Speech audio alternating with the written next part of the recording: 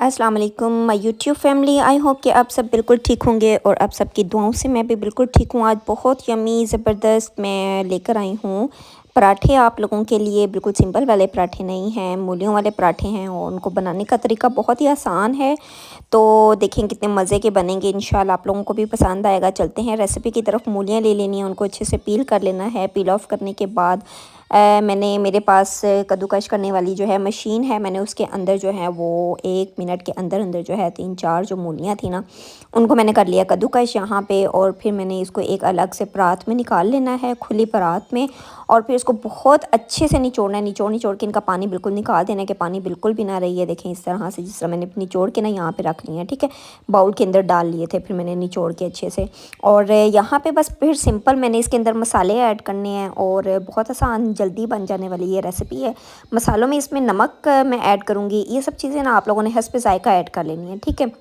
यहाँ पे मैंने 1 टेबल स्पून जो है वो नमक शामिल किया है। और इसके बाद यहाँ पे मैं इसमें शामिल करूँगी चाट मसाले के तकरीबन 2 टीस्पून, ठीक है। चाट मसाला 2 टीस्पून ऐड कर लिया है। और उसके बाद फिर मैं इसमें शामिल करूँगी पिसी हुई कुटी हुई लाल मिर्च, ठीक है ना, जो आपने ख़ुद से कूटनी है उसको, वो कुटी हुई लाल मिर्च का 1 चम्मच। और फिर इसके बाद मैंने इसमें थोड़ा सा जो है ना वो ले लिया यहाँ पे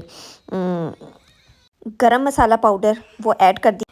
और यहाँ पे कुटी लाल मिर्च जो है, मतलब जो जिसको चिली फ्लेक्स बोलते हैं, उसके मैंने 1 टेबल स्पून जो है वो ले लिया है। यहाँ पे 1 टेबल स्पून ही मैंने सब्ज़ से सूखा धनिया साबुत लिया और उसको हाथों की मदद से मसल के जो है ना, इसको मैंने इसके अंदर ऐड करना है। क्योंकि इसका जो जायका होता है ना वो बहुत मज़े का लगता है, बहुत प्यारी खुशबू आती है। अगर हम साबुत ऐड करेंगे, पिसा हुआ डाल देंगे तो उसकी इतनी ना प्यारी खुशबू आएगी और ना ही अच्छा जायका आएगा।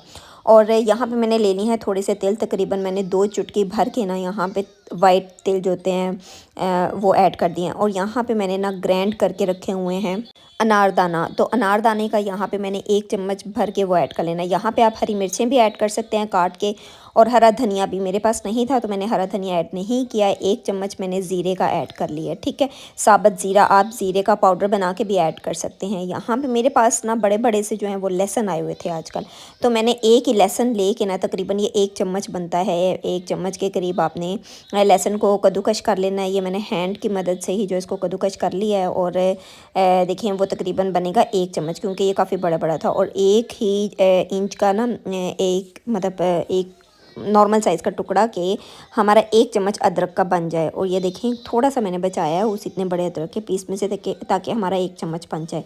ये ऐड किया है और इसके बाद बस मैं यहाँ पे इसको सिर्फ जो है ना मिक्स कर लूँगी चम्मच की मदद से। पहले मिक्स करूँगी सारे मसालों को, और फिर उसके बाद आपने हैंड वॉश कर लेना है, क्योंकि आपने साथ ही रोटियाँ भी, मैंने साथ ही रोटियाँ बनानी थी, मैंने हैंड वॉश किया। उसके बाद मैंने हाथों की मदद से ना अच्छे से इसको मिक्स कर लिया, बहुत अच्छे से ये मिक्स हो गए थे, ठीक है। और खुशबू भी जो है ना आपको यहाँ पे बड़ी प्यारी प्यारी सी आना शुरू हो जाएगी, क्योंकि हम सिर्फ मूलियों वाले पराठे बनाने हैं तो इसीलिए सिर्फ मूलियों का ही इस्तेमाल होगा और बाकी मसाला होंगे। छोटे छोटे से पेड़े बना के इनको बेल लेना है। आप इसमें ना हरा धनिया जो है वो अपनी मर्ज़ी से ऐड कर लेना, मेरे पास यहाँ पे था नहीं, वरना मैंने ज़रूर ऐड करना था। अच्छा, मैंने जो है वो 2 पेड़े जो हैं वो पहले बेल लिए हैं, छोटे छोटे से मैंने पेड़े बनाए थे। ये देखें, बेलने के बाद यहाँ पे मैंने एक बिल्कुल एक थोड़ी सी, मतलब जिस तरह बड़ी रोटी होती है उस तरह से बेल लिया। और यहाँ पे मैं इसके अंदर जो है ना वो मसाले सारे रख दूँगी जो बनाया हुआ है। यहाँ पे मेरा बार बार जो है वो चिपकना, क्योंकि मुझे ज़्यादा यहाँ पे खुश्क पाउडर जो है ना वो नहीं लगाना था, तो मतलब आटा नहीं लगाना था, खुश्क आटा, तो इस वजह से वो मेरे बेलन के साथ जो है ना वो चिपक रहा था। खैर, यहाँ पे मैंने फिर ले लिया अपना मसाला बना हुआ जो भी मैंने बनाया हुआ था, ठीक है। और उसको सारा इस तरह रोटी के ऊपर जो है ना वो स्प्रेड कर देना है। ऐसे बहुत ज़्यादा मोटा भी स्प्रेड नहीं करना और बहुत ज़्यादा बारीक भी नहीं, मतलब नॉर्मल सा आप लोगों ने करना है, ठीक है। और फिर जो दूसरी रोटी बेली हुई थी, मैंने उस रोटी को उठाया और इसके ऊपर ऐसे पलट दिया, और साइड्स इसके बहुत अच्छे से जो है ना किनारे मैंने बंद कर लिए, ताकि हमारा जो अमेज़ा है ना वो बाहर की तरफ ना निकले। फिर उसके ऊपर थोड़ा सा खुश्क आटा लगा के मैंने इसको हल्का सा बेल लिया। दोबारा से बेलने के बाद देखिए मेरी रोटी इतनी बड़ी सी हो गई थी। और इसके बाद फिर मैंने अच्छे से बेलने के बाद फिर मैंने इसको बड़े एहतियात से उठाया और इसको जो है ना वो मैंने उसके ऊपर डाल दिया, तवे के ऊपर। और तवे के ऊपर डालने के बाद जब नीचे वाला हिस्सा थोड़ा सा पक गया, नॉर्मल फ्लेम रखनी है, बहुत ज़्यादा हाई फ्लेम नहीं रखनी, तो मैंने इसके ऊपर ऑयल लगा दिया। आप देसी घी भी लगा सकते हैं, ठीक है। मैंने यहाँ ऑयल के पराठे बनाए थे। और ऑयल लगा के मैंने इसको लो फ्लेम पे जो है ना हल्का हल्का सारा हिलाते रहना है, बिल्कुल छोड़ना नहीं है। फिर साथ ही जो है दूसरी वाली साइड पे थोड़ा सा पलट के देख लेना है। और यहाँ पे मेरी रोटी बहुत मज़े की बन के रेडी हो गई थी। उम्मीद है आपको भी मेरी ये रेसिपी पसंद आई होगी। इसी के साथ मुझे इजाज़त दें, जाने से पहले कहूँगी कि प्लीज़ मेरी वीडियो को लाइक, शेयर और चैनल को सब्सक्राइब करें और साथ ही साथ बेल आइकन के बटन को प्रेस कर दें ताकि हर आने वाली वीडियोज़ आपको मिलती रहें। और इसको चटनी के साथ, रायते के साथ, धनिया पुदीने की चटनी के साथ जो है ना आप इसको सर्व करें, बहुत मज़े की लगेंगी। अल्लाह हाफिज़।